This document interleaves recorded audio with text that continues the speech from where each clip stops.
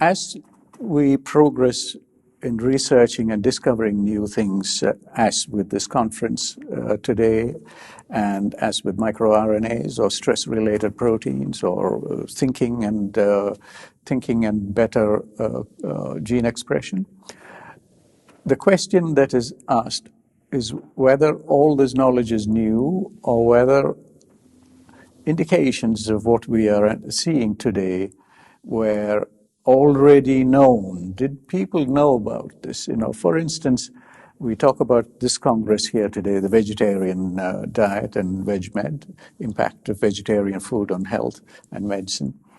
Is this new, or is this aspect of vegetarianism old? Has it been understood by people? When we go across the world, we find that people have appreciated dietary changes and have preferences in different parts of the world, and in particular, India. India is home to, as we see today, home to a lot of people, 1.2, tending towards and growing fast, 1.2 billion people. A majority of them still live a vegetarian diet, follow a vegetarian diet. Where does this thinking come from? And is it just common knowledge, or has it been systematized? Is this knowledge systematized and available in texts? And in India, when we go and search through, we find that systematization of this common knowledge has happened in some instances over 3,000 years or more ago. So at the time when Buddha, 600 BC or before, when he was there, we were already into the period in India where scholars were writing in old ancient languages, Pali, and they were documenting this knowledge and discussing and refining this knowledge. And out of this knowledge comes what the world appreciates today as Ayurveda. Ayurveda, or the science of life. Ayurveda to the world offers the oldest system of medicine and wellness as far as mankind knows. Ayurveda, the textbooks of Ayurveda, which date back to more than 2,500 years ago, are the oldest textbooks of medicine. Ayurvedic knowledge has migrated from India through the routes possibly into Arabia, and from there into other parts of Europe, and influenced textbooks of medicine here in Europe. What does Ayurveda say about food and systems of food? There are different comments made in Ayurveda about the connection between food and health and food and medicine. And one of the strongest comments that is made is that food is medicine. And there is another comment that's made that if you eat good food, you will never need medicine. And if you don't eat good food, no medicine will work for you. So there are comments of this kind that we find in these texts which emphasize the importance of food. Now, where does this thinking come from? So this thinking is within the systematized texts in the textbooks of Ayurveda. It might seem that this knowledge comes out of even older texts. The oldest reference to food and food in health and the importance of food can be found in older documents like the Upanishads. And in particular, I want to raise one Upanishad, which is called the Taittiriya Upanishad. In the third section of the Taittiriya Upanishad, we don't know how old these Upanishads are, but they are very, very ancient, well before the Ayurveda texts were put together. In the third section of the Taittiriya Upanishad is mention of the connection between man and food. Now, this is a very interesting connection, and I would just want to spend a few moments just describe what this connection is and how the texts describe this connection. The texts say in the following way, that all life comes from life. If you don't have life, you cannot have life. That is statement number one. Statement number two is all life requires food. So if you then take, it's like a theorem, it's like mathematics. If you take statement 1 and statement 2, you can derive statement 3. Statement 3 automatically becomes that food is your oldest relative. The logic is, so let me go through the logic again. All life comes from life. All life requires food. Therefore, food is your oldest relative. And therefore, food is God. Food is the most important thing. Food and the connection with you. You are food. Now, this thinking has been taken into Ayurveda and turned, and also into another system of medicine in India, yoga, which in India forms a system of wellness, how to keep the body well. And it's been converted into two kinds of thinking. So in Ayurveda, it says all food is taken into the body. From the mouth to the end of your alimentary canal is one big tube. And it makes you think about how the universe runs through you. You are a tube. One end, something comes in, and it's digested, and it's taken away, and the waste products are thrown out to the other end. And all the requirements for the body are then absorbed in between. So, in a way, the whole world runs through your body, and you decide what you want. Your senses go and reach certain things. Your senses are connected to the outside, and they bring things to you. Now, this kind of logic has evolved into a system of healing, how you heal yourself with food, what you should eat, what you should not eat. With experimentation and experiencing things, people have worked on and developed these texts. Now, in particular, I want to show the kind of thinking and this kind of specialization that you find in Ayurveda when it comes to food. And this food is related to maternal health and neonatal health, the child's health, and the health of the child in later life based on what the mother eats and does not eat. Ayurvedic texts from thousands, 2,500 years or more, specify very clearly what the mother should eat and should not eat for every month of the pregnancy. In Sanskrit, it's called Garbhini Parcharya, the rules for the pregnant woman. Now, this is given 2,500 years ago, what the mother should and should not eat. Now, if you look at it initially, it just looks like an ordinary set of recommendation that any dietitian could have done. But the surprising thing is that when we look at it through the eyes of modern biology, and we look at the recipes and the foods that are recommended, you will find that there are certain foods that are given at a specific time when the fetus and the organs in the fetus are developing. Now, this is very unique. How they arrived at this knowledge, I don't know. But this is the power of these ancient texts. And this is the power of the ancient knowledge and how it connects with contemporary knowledge.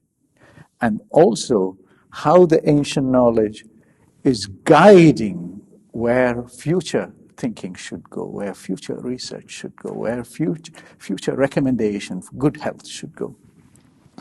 These are very important comments and commentaries that are available to us, and they are valuable for many aspects of getting out, resolving some of the difficulties that we have today. For instance, the health budgets and health costs and ever-increasing health costs across the world in every society without sufficient returns on investment. Perhaps these texts are guiding us to finding simpler solutions, more sustainable solutions, more cost-effective solutions to some of these problems. And I feel, looking back to the ancient, looking back to the past, we will find several recommendations like vegetarian diets, what mothers should eat, what children should eat, what adults should eat, what you should do every decade of your life. Ayurveda, for instance, says that if you live well, your body can go on for 12 decades, 120 years. The first 10 decades is where food and medicine can be used to modulate your body. The last 2 decades is God's gift. Nothing affects there. But the first 10 decades of your life is completely in your hands. You can control yourself, you can control your health, you can control using food as a way to achieve good health. Now, is there modern biological basis for this? Yes, it seems like. It seems like the food that you eat interacts with bacteria in your stomach. The bacteria produce certain molecules that generate an inflammatory response in your body, either a pro-inflammatory or anti-inflammatory response in your body. And these are all aspects and triggers that control your wellness and the general state of health in your body. So ancient texts like Ayurveda offer good insights. India has many other systems of medicine. In the south of India, based on the Tamil thinking and the Tamil culture, comes a whole body of knowledge called Siddha medicine. A great rishi named Kapila gave us yoga, which is a system of treating this body to keep it in good shape, to live a better life. So we have Ayurveda, Siddha, yoga, and the Tibetans up on the northern part of India took Ayurveda up to the mountains and they evolved it into their system of medicine, the Tibetan system of medicine. For instance, there are Tibetan communities now who have improved certain aspects of breathing, just the very simple process of breathing, and improved it to a point where they call it Tumo breathing, Tumo meditation. And people who do Tumo meditation have the ability to control the autonomic nervous system. They can control everything in their body. They can control the temperature response in their body. They can control aspects of their heartbeat, aspects of their appetite. Things that we think are not accessible to the human body can all be modulated by having control over your breathing. Now, this body of knowledge is available to anybody, no matter where. As if you take the shape of this, the human shape, this knowledge comes with it, it seems. Any person who has the shape of a human being has access to this knowledge just because all that knowledge is embedded in your body. You don't have a choice. If you take this body, it comes with this knowledge. Except that some people are more sensitive and they understand this knowledge better and they've written it into text. So that is the Ayurvedic text, and these are available to all. All the Ayurvedic texts written in India are written in Sanskrit, and this becomes a good thing and a difficulty, because if you don't understand Sanskrit, then these texts are not open to you. A good thing because Sanskrit is a language that connects so closely, the language and its grammar and its logic connects so closely with the language and the grammar of the human body and how it works. And the connection, the Pandits and the learned people say, is through the sound of breath. When you are talking, you connect with breath, you connect with how you breathe and how you connect. And Sanskrit is refined to synchronize with how the breath works and how the aspects of the physiology link to aspects of your breathing. And if you go into Tummo meditation, for instance, you can see how you can improve your breath and control many aspects of the body. So the ancient text and the ancient knowledge is there for everybody. It's there in the body and open for anybody to use and to improve your health. Now, when we look at Ayurveda in its details, we find it is not just a system of medicine, but it's a system of wellness. It teaches you how to be well. Now, what is wellness? Wellness is described in 4 steps as the 4 domains of Ayurveda. One is that you're born and you have to do something to keep your body together so that you don't fall ill. Number 2, you remain healthy. You do whatever you're expected to do, food being a very important thing. You remain healthy. and make sure that you remain healthy so that you can live the 120 years that Ayurveda says you can live. Number 3, you do things so that you prevent falling ill. You prevent diseases from coming to you.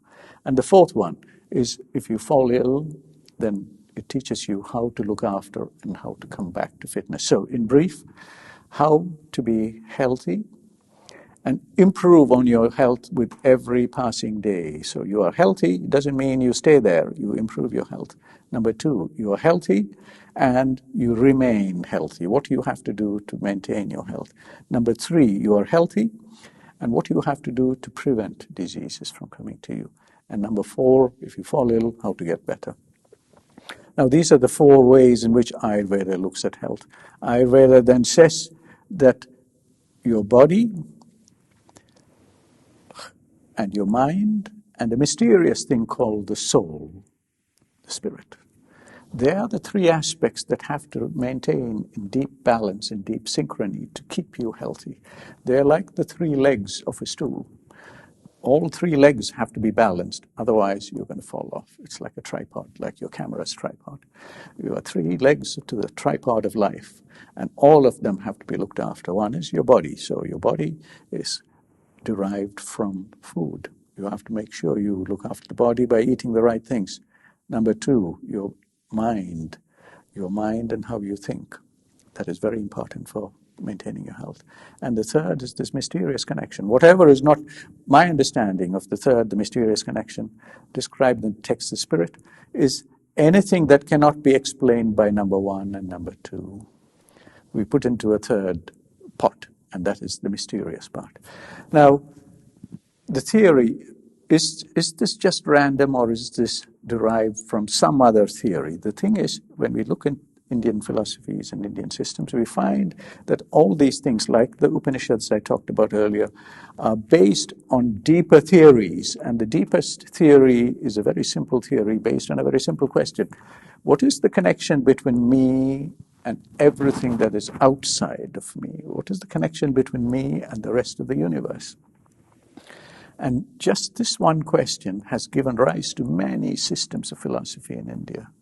There are presently at least 9 systems of philosophy that are present in India. And they've all come out of hundreds and hundreds of years of work by many generations of scholars who have taken this very simple question, analyzed what we call in English a threadbare analysis. The question is analyzed and analyzed and analyzed in such a detail till it's down to the last fiber. And there is no escape. And they give you a set of rules. And one in particular I want to emphasize. This is a system of philosophy called Sankhya. Sankhya in Sanskrit means calculable, mathematical. Sankhya comes to us. Our present calculations is about 33,000 years ago. It's a difficult one to believe. The numbers may be a little around that area. The calculations for why 33,000 years ago is based on certain astronomical cycles. Certain constellations appear in certain places in the sky, and they go through certain cyclical positioning. And when Kapila, the person who gave us Sankhya, Kapila Muni, when he gave us Sankhya, he specified certain constellations. He said, I'm writing these things down at a time when this constellation and this constellation is in a certain place in the sky. And the only time these constellations could have been there, based on our calculations today, is about 33,000 years ago. Now, Kapila's Sankhya is very interesting because it has only 68 sutras. A sutra is like a short statement, like a aphorism, like a quote. They're very short statements. Sankhya's Kapila Sutra, he explains the connection between me and everything else outside in 68 sutras. And based on these 68 Sanskrit sutras, you can derive all the other Vedic sciences. So using as little as the 68 sutras, you can expand out and expand out and expand out and arrive at All the sciences that we call the Vedic sciences. So the 68 sutras help you design better buildings.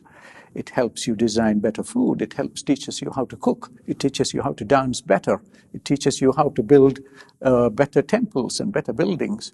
It teaches you all those interrelationships between you and the outside. So all of this knowledge, which is there in the text, the Ayurvedic texts, are in fact founded on very deep principles and on a very simple question. The simple question is, what is the relationship between me and everything else that is outside? And the moral that is given to us from this story is very simple. At every moment, you as a person must always be thinking about you as being a part of everything else.